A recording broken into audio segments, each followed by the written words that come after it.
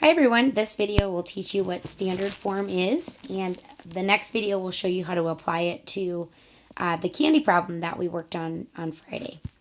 So I'm going to have you start by writing down what standard form is. Standard form is written in this form where ax plus by is equal to c. All right, now that looks kind of weird right now.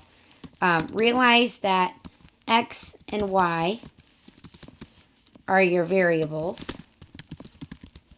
So in this case, like with the candy problem, it would be like how many pieces of candy we had for one type and how many we had for the other kind. A, B, and C are going to be integers. In other words, like 5, -3. You won't see fractions. You won't see decimals. Okay, so how can you tell if it's in standard form? Well, that kind of goes back to what we just defined as our definition. A couple things I look for is that whenever I see standard form, I always know that the variables are on the same side of the equation.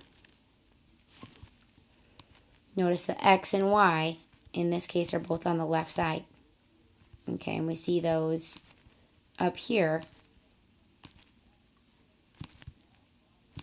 in standard form. So here's the x, here's the y, here's my equal sign. They're both on the left side.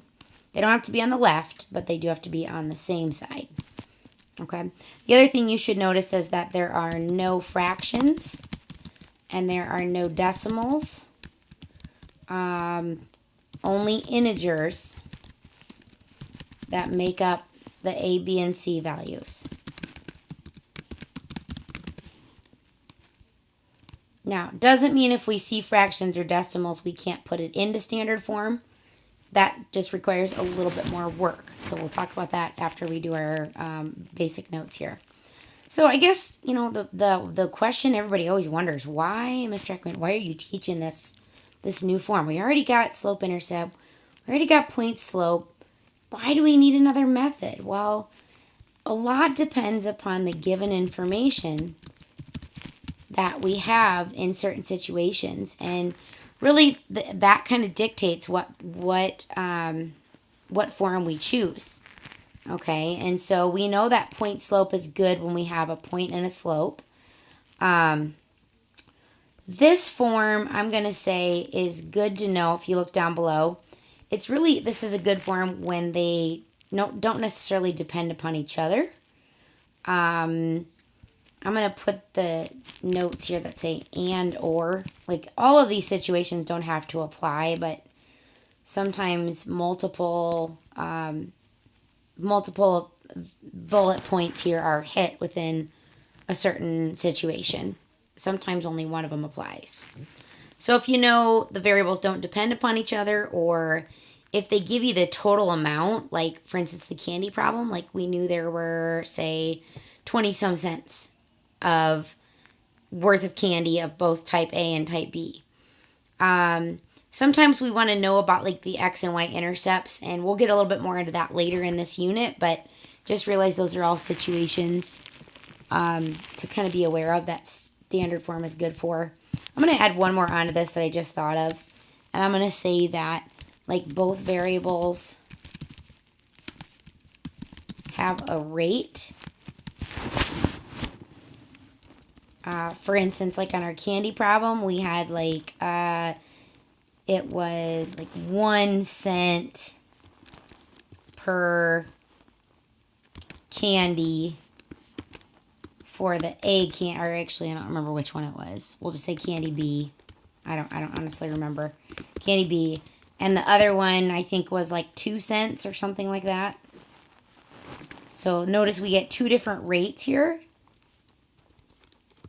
So whenever you get different rates, there's a good chance that slope or standard form is better to work with than better than point slope or better than slope intercept.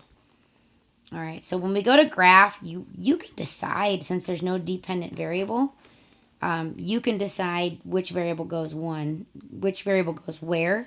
So like for this, for your candy problem, you might choose candy A, and I'm going to say the number of candy A's. And then going vertically, we might say the number of candy B's. If you switched them, no biggie. Doesn't really matter. You just got to be specific.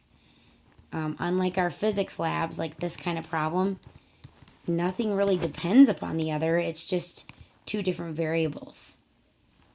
All right, so we got something like that. A couple other things I want to point out, and again, this will come up later in the unit, but this is right here. This is going to be an x-intercept because it's where it crosses the x-axis. So this is our x-intercept, and I'm going to abbreviate that x-int. X-intercepts will always look a little bit special in the sense that it'll always be the number that it crosses through on the x-axis, comma 0. Because the height of that point is always 0. All right, and you'll notice some similarity here on the y-intercept. This point over here, which we've already talked about multiple times, this is our y-intercept. And the y-intercept has, again, a kind of a special format, similar to the x-intercept, but in this case, the 0 value falls in the first part of the ordered pair because that means we haven't moved left or right from the origin. We've only moved up or down. And in this case, like it'd be a positive y-intercept, but you can certainly have negative y-intercepts. Same way you can have negative x-intercepts. And that's pretty much the basics for standard form.